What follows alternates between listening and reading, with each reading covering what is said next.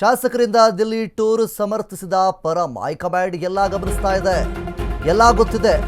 ಸಚಿವ ಸ್ಥಾನ ಕೇಳೋದ್ರಲ್ಲಿ ಯಾವುದೇ ರೀತಿಯಾಗಿ ತಪ್ಪುಗಳಿಲ್ಲ. ಸಂಪುಟ ಪುನರಚನೆ ಬಗ್ಗೆ ವರಿಷ್ಠರು ತೀರ್ಮಾನವನ್ನ ಮಾಡ್ತಾರೆ. ಆದರೆ ನಾವು ಬಹಿರಂಗವಾಗಿ ಇವರು ಸಚಿವ ಸ್ಥಾನ ಕೇಳೋದ್ರಲ್ಲಿ ಯಾವುದೇ ರೀತಿಯಾಗಿ ತಪ್ಪುಗಳಿಲ್ಲ. ಬೆಂಗಳೂರಲ್ಲಿ ಗೃಹ ಸಚಿವ ಪರಮೇಶ್ವರ್ ಹೇಳಿಕೆ ಒಂದನ್ನು ನೀಡಿದ್ದಾರೆ. ಬಹಿರಂಗವಾಗಿ ಈ ರೀತಿಯಾಗಿ ಸಚಿವ ಸ್ಥಾನ ಕೇಳೋದ್ರಲ್ಲಿ ಯಾವುದೇ ರೀತಿಯಾಗಿ ತಪ್ಪಿಲ್ಲ. ಬಹಿರಂಗವಾಗಿ ಸಚಿವ ಸ್ಥಾನ ಕೇಳೋದ್ರಲ್ಲಿ ತಪ್ಪಿಲ್ಲ. ಇದರ ಸಂಪೂರ್ಣವಾದಂತಹ ಒಂದು ನಿರ್ಧಾರವನ್ನು ಹೈಕಮಾಂಡ್ ತೆಗೆದುಕೊಳ್ಳುತ್ತೆ. ನಾಯಕತ್ವ ಇರಲಿ, ಸಂಪುಟ ಪುನರಚನೆ ಇರಲಿ, ಯಾವುದೇ ಆಗಲಿ ಎಲ್ಲ ವಿಚಾರವನ್ನು ಸಹಿತ ಹೈಕಮಾಂಡ್ ಮಾತ್ರವೇ ತೀರ್ಮಾನ ಮಾಡಬೇಕು. ಯಾವ ಸಂದರ್ಭದಲ್ಲಿ ಏನು ಮಾಡಬೇಕು ಗೊತ್ತಿದೆ ಹೈಕಮಾಂಡ್ ಅವ್ರಿಗೆ. ಅವರು ತೀರ್ಮಾನವನ್ನು ಮಾಡ್ತಾರೆ. ಹೈಕಮಾಂಡ್ ತೀರ್ಮಾನಕ್ಕೆ ನಾವೆಲ್ಲ ಒಪ್ಪಲೇಬೇಕು ಅಂತ ಹೇಳಿದ್ದಾರೆ. ನಾನು ರಾಮಲಿಂಗಾರೆಡ್ಡಿ, KG ಜಾರ್ಜ್ ಸೀನಿಯರ್ ಈಗಾಗಲೇ ಬದಲಾಯಿಸಬೇಕು ಅಂದರೆ ಏನೂ ಮಾಡೋಕ್ಕೆ ಬರಲ್ಲ ಅಂಥೇಳಿ ಪರಂ ಅವರು ಇಲ್ಲಿ ಹೇಳಿದ್ದಾರೆ. ಮುಖ್ಯವಾಗಿ ಶಾಸಕರೆಲ್ಲರೂ ಈಗಾಗಲೇ ಡೆಲ್ಲಿ ಟೂರ್ ಹೋಗೋದಕ್ಕೆ ಏನೆಲ್ಲ ಮಾಡ್ತಾ ಇದ್ದಾರೆ. ಡೆಲ್ಲಿ ಟೂರ್ ಪ್ರವಾಸವನ್ನು ಕೈಗೊಂಡಿದ್ದಾರೆ. ಹೇಗಾದರೂ ಮಾಡಿ ನಮಗೆ ಸಚಿವ ಸ್ಥಾನ ಬೇಕೇ ಬೇಕು ಅಂತೇಳಿ ಒತ್ತಡವನ್ನು ಹೇರ್ತಾ ಇದ್ದಾರೆ.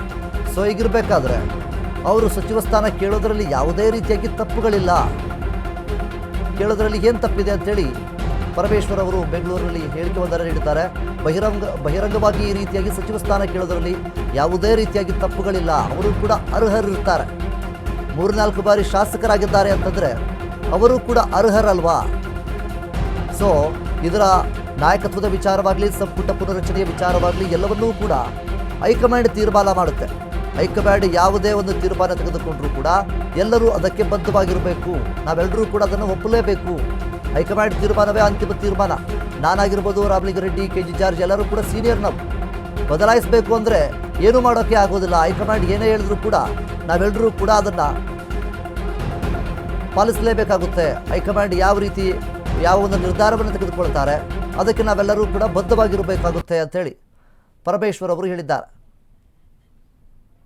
ಯಾವುದೇ ಸಚಿವ ಸ್ಥಾನವನ್ನ ಕೊಟ್ರೆ ನಿಭಾಯಿಸ್ತಕ್ಕಂಥ ಅನುಭವ 3 ಬಾರಿ ಆದಂಥ ಶಾಸಕರಿಗೆ ಅಥವಾ 2 ಬಾರಿ ಆದಂಥ ಶಾಸಕರಿಗೆ ಆಗಿರುತ್ತೆ.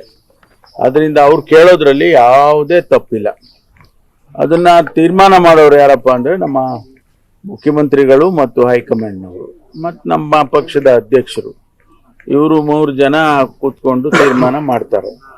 ಹಿಂದೆ ನಾನು ಅಧ್ಯಕ್ಷನಾಗಿದ್ದಾಗ ಕೂಡ ಸಚಿವ ಸಂಪುಟವನ್ನ ಮಾಡುವಂತ ಸಂದರ್ಭದಲ್ಲಿ ಪ್ರದೇಶ ಕಾಂಗ್ರೆಸ್ ಸಮಿತಿ ಅಧ್ಯಕ್ಷರು, CLP ನಾಯಕರು ಮತ್ತು ನಮ್ಮ ಇನ್ಚಾರ್ಜ್ ಜನರಲ್ ಸೆಕ್ರೆಟರಿಗಳು ತೀರ್ಮಾನ ಮಾಡೋರು. ಅದನ್ನ ನಮ್ಮ AICC ಅಧ್ಯಕ್ಷರ ಮುಂದೆ ಹೋಗಿ ಇದನ್ನು ಹೇಳಿ ಅನುಮತಿ ಪಡ್ಕೊಂಡು ಅನೌನ್ಸ್ ಮಾಡೋರು.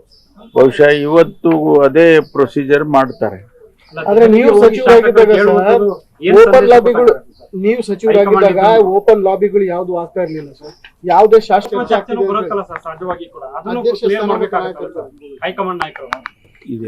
ಇದೆಲ್ಲ ಯಾರು ಮಾಡ್ಬೇಕು ಹೇಳಿ? ಇದೆಲ್ಲ ಹೈಕಮಾಂಡ್ನವರೇ ಮಾಡ್ಬೇಕು. ನಾವು ಏನೇ ನಾನಾಗ್ಲಿ ಮತ್ತೆ ಯಾರೇ ನಮ್ಮ ಮುಖಂಡರುಗಳು ಹೇಳಿಕೆಗಳನ್ನ ಕೊಟ್ರೆ ಏನು ಆಗೋದಿಲ್ಲ. ಅಲ್ಲಿ ಹೈಕಮಾಂಡ್ನವರು ಇದನ್ನೆಲ್ಲ ಗಮನಿಸಿದ್ದಾರೆ. ಅವ್ರಿಗೆ ಗೊತ್ತಿದೆ, ಎಲ್ಲವೂ ಗೊತ್ತಿದೆ. ಅದನ್ನ ತೀರ್ಮಾನ ಅಲ್ಲಿ ಆಗ್ಬಿಟ್ರೆ ಇಲ್ಲೇನೂ ಆಗೋದಿಲ್ಲ. ಯಾರೇನೇ ಹೇಳಿಕೆಗಳು ಕೊಟ್ಟರು ಕೂಡ ಇಲ್ಲೇನೂ ಆಗೋದಿಲ್ಲ.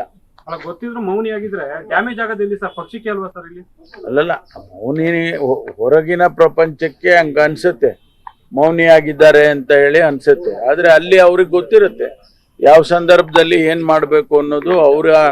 ಅವರ ಇತಿಮಿತಿಯಲ್ಲೇ ಅವ್ರು ಮಾಡ್ತಾರೆ. ಅಂದ್ರೆ ಅವರು ಶಾಸಕರು 2 ಬಾರಿ 3 ಬಾರಿ ಶಾಸಕರಾಗಿದ್ದಾರೆ. ಅವರು ಸಮರ್ಥರಿದ್ದಾರೆ. ಯಾವುದೇ ಸಚಿವ ಸ್ಥಾನವನ್ನ ಕೊಟ್ರೆ ನಿಭಾಯಿಸ್ತಕ್ಕಂಥ ಅನುಭವ 3 ಬಾರಿ ಆದಂಥ ಶಾಸಕರಿಗೆ ಅಥವಾ 2 ಬಾರಿ ಆದಂಥ ಶಾಸಕರಿಗೆ ಆಗಿರುತ್ತೆ. ಅದರಿಂದ ಅವ್ರು ಕೇಳೋದ್ರಲ್ಲಿ ಯಾವುದೇ ತಪ್ಪಿಲ್ಲ.